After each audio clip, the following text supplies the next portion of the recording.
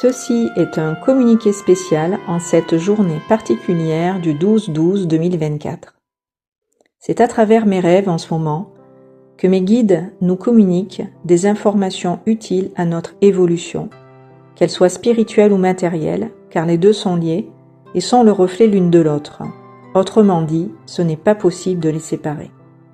Elles fonctionnent de pair et cela va être important de le conscientiser, de considérer aussi que nous sommes responsables de ce que nous créons.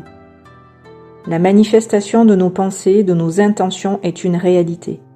Et il est grand temps d'apprendre à maîtriser notre pouvoir créateur avec toutes les conséquences que nos pensées, nos intentions génèrent dans la matière, quand celles-ci ne sont pas issues de la lumière et que sans nous en rendre toujours compte, c'est ce que nous émanons, car c'est avant tout des énergies qui sont au-delà de nous diffusées.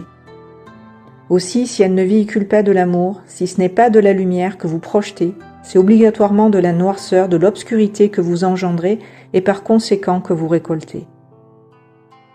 Il va être primordial d'être et de se placer régulièrement dans la lumière afin de ne pas vous égarer, car les énergies sont très puissantes et radicales en cette fin d'année.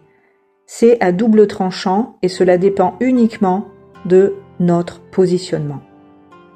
Si vous choisissez le cœur, l'amour, les énergies en ce sens agiront en votre faveur et vous vous en ressentirez bien. Si au contraire vous allez à l'encontre de votre lumière en faisant des choix dictés par l'ego, en agissant avec l'ego, vous aurez affaire à davantage d'adversités, de difficultés, de problèmes, qui seront aussi le fruit de ces énergies que vous aurez choisi de nourrir. C'est comme ça que dans notre vie, nous attirons des situations qui ne sont que le résultat de nos pensées, de l'intention qui en fond nous anime. La responsabilité de chacun est engagée à un degré plus élevé, car il est temps pour certains d'entre nous, voire urgent pour d'autres, de se réveiller. Car l'heure est grave, mais pas désespérée.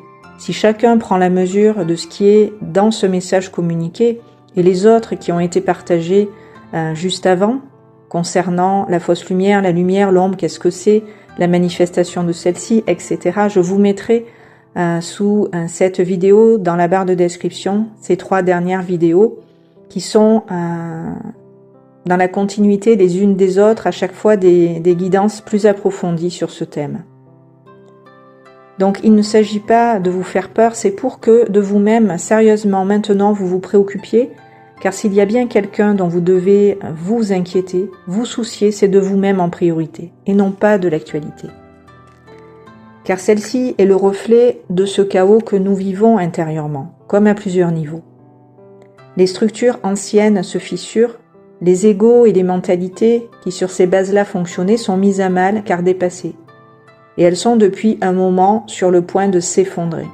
Et c'est très bien, tout cela a atteint ses limites, c'est un grand mal pour un grand bien, puisque ce qui s'écroule en nous comme dans le monde n'était plus viable et allait à l'encontre de la nature, de notre nature, de la vie, de ses fondements et de ses principes divins et sages. Ce qui est perverti touche à sa fin et nous nous souvenons en même temps de ce qui est juste, de ce qui est pur, de ce qui est saint, et nous nous en remettons ainsi à la lumière, au divin en nous, et nous lui permettons de faire le ménage, d'épurer, transmuter, en nous-mêmes comme tout autour à l'extérieur, toute l'obscurité, tout ce qui alimentait en nous le sombre ou pire, les ténèbres. Les guides, les anges nous invitent à souvent aller en notre cœur, à y revenir régulièrement à plusieurs reprises dans nos journées, pour garder le contact avec le divin, l'amour, la lumière en nous, et nous laisser par la lumière guider, être inspirés, être aussi et surtout protégés, car les agressions, la violence vont aller bon train, et il nous faudra rester à la lumière bien ancrée pour ne pas basculer dans ce qui nourrit l'ombre, c'est-à-dire la colère, les conflits, etc. Je vous en ai déjà parlé dans la vidéo concernant l'ombre à ce sujet. C'est ça, la maîtrise de l'ego, c'est faire preuve en toutes circonstances de sagesse. C'est réussir à sortir de la dualité, des rivalités, pour aller vers l'harmonie, l'équilibre, la justesse, l'unité. C'est à cela que nous allons être confrontés afin de ne pas se faire happer par l'ombre qui va chercher à absorber notre lumière et la faire vaciller. Nous allons être testés, mis à l'épreuve pour nous permettre d'expérimenter la maîtrise et d'intégrer en finalité encore plus de lumière et encore plus en amener dans la matière. À ce sujet de la maîtrise, je vous ai fait également une transmission il y a quelques semaines de ça en arrière pour parler de ce qu'est lâcher prise pour aller vers la maîtrise.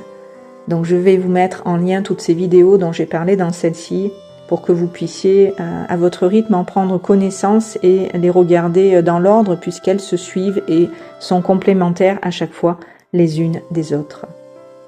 Je vous souhaite une belle journée du 12 décembre 2024 et je vous dis à très bientôt sur ces bonnes longueurs d'onde.